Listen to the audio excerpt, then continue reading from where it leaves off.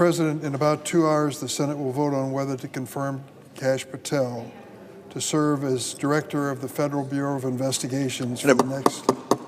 Order.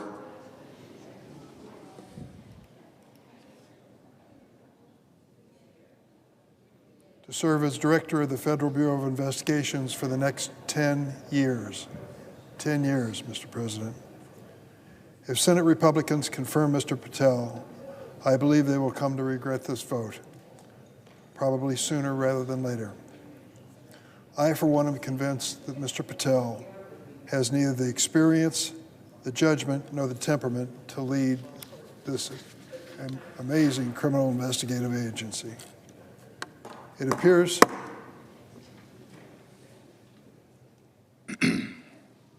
appears my Senate Republican colleagues are ignoring the many red flags in Mr. Patel's record, probably because they fear retribution from the President and Mr. Musk. Let me be clear. This is not a partisan issue. During my time in the Senate, I have voted for 4 FBI director nominations before this one.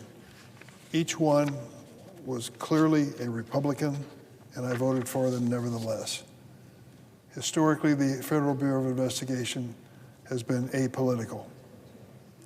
I oppose Mr. Patel because he is dangerously politically extreme.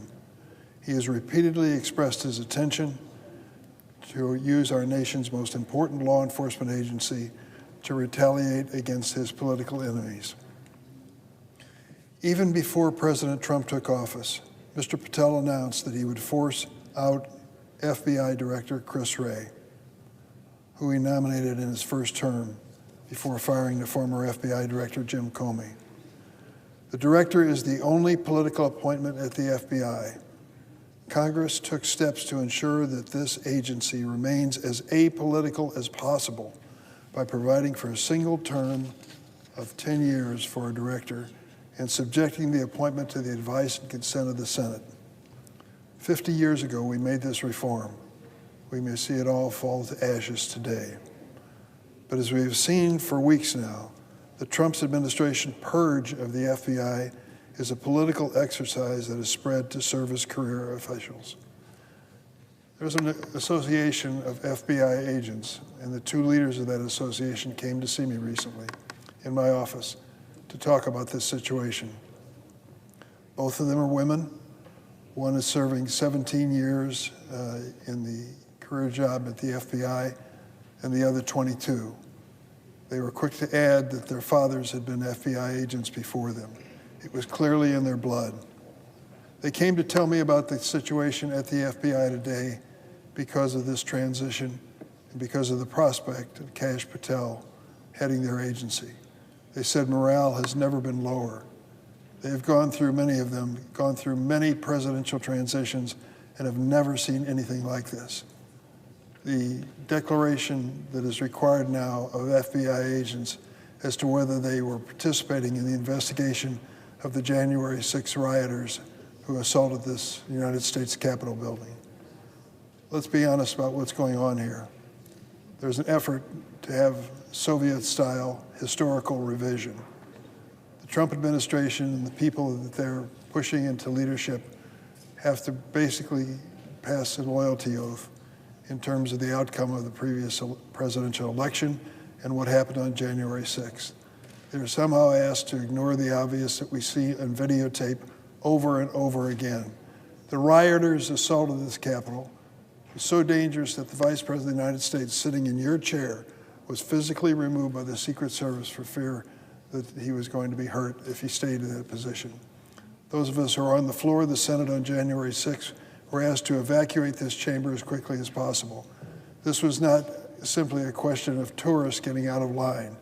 These people who assaulted this U.S. Capitol building were hell-bent on stopping the constitutional process of counting the electoral votes in the 2020 election.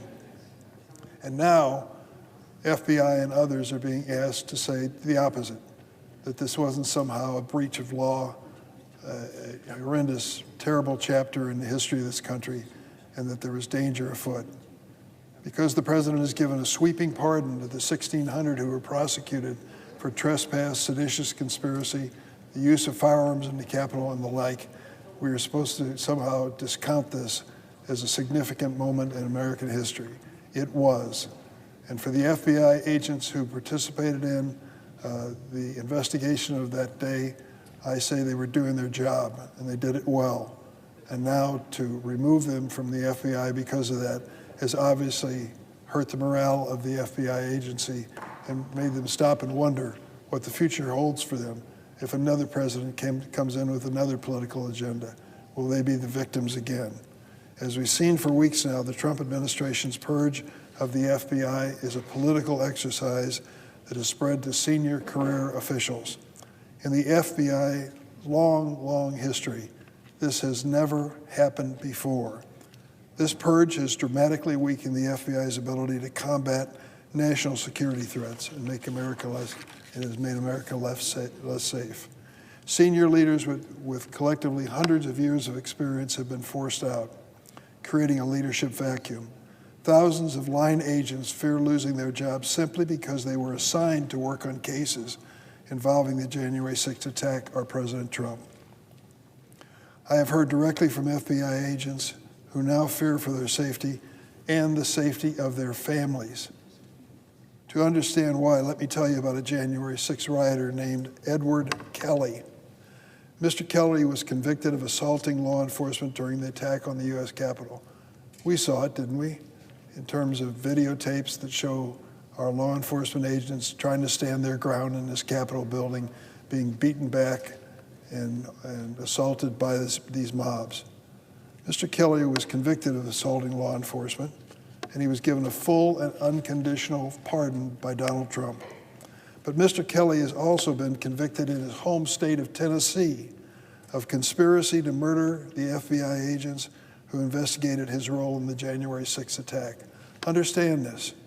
Now he is arguing that President Trump's blanket pardon of Mr. Kelly should cover his attempt to kill FBI agents. When asked about the possible firings of career FBI officials at his confirmation hearing, Mr. Patel, under oath, and I quote, said, "I don't know what's going on right now at the FBI." Mr. President, that's not true. Thanks to multiple brave whistleblowers, we now know that Mr. Patel likely committed perjury in making that statement. Even before being confirmed as an FBI director, Mr. Patel is already directing the ongoing purge of honorable career public servants. Despite his status as a private citizen, he has no right to be part of this awful process. I urge my Republican colleagues, seriously, consider these credible whistleblower allegations before you vote on Mr. Patel's nomination. Mr. Patel's claim about an FBI purge were not his only misleading statements under oath. At his hearing, Mr. Patel implausibly told me he could not recall Stu Peters, a man who's been identified as an anti-Semitic Holocaust denier.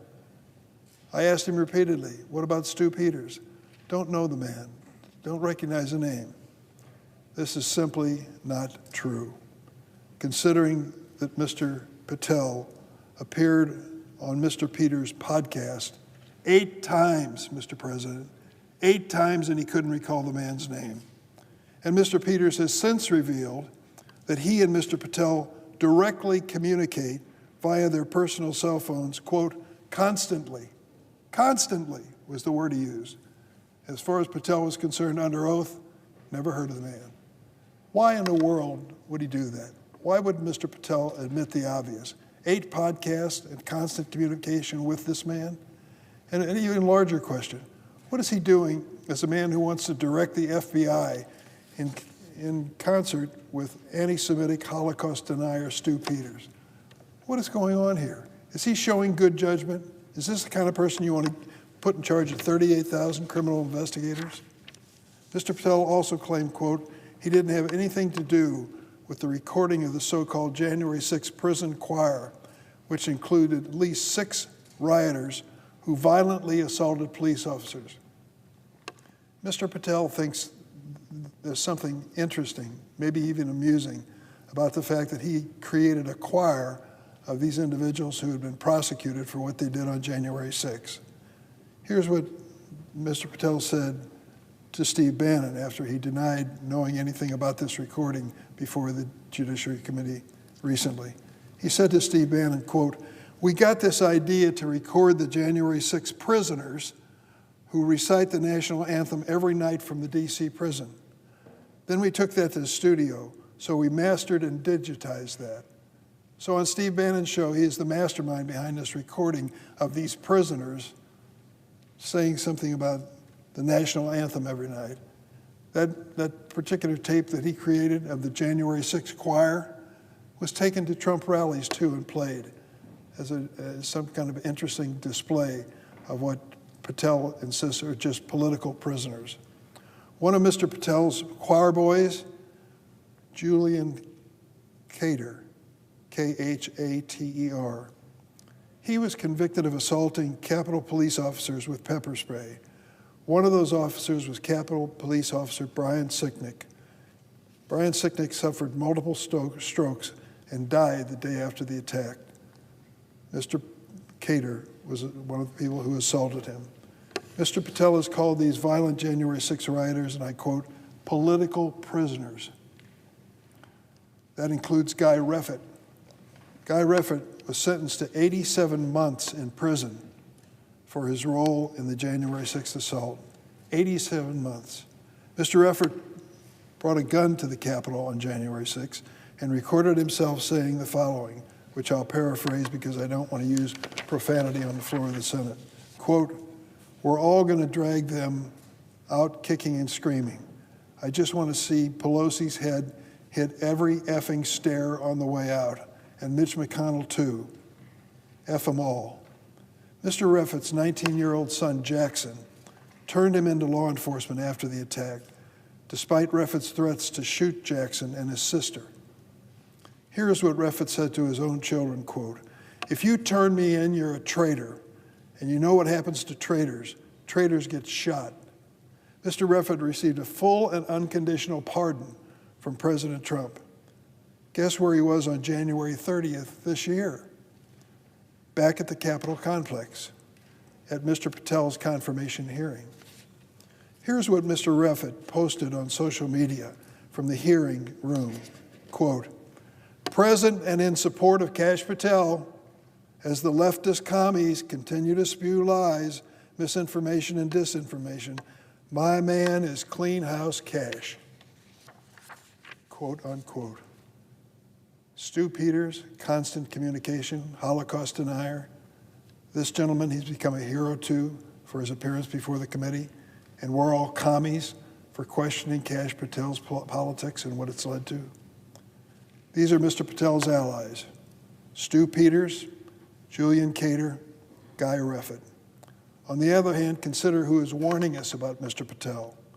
Former Trump officials who know him, like Attorney General Bill Barr, CIA Director Haspel, Defense Secretary Mark Esper, and National Security Advisor John Bolton.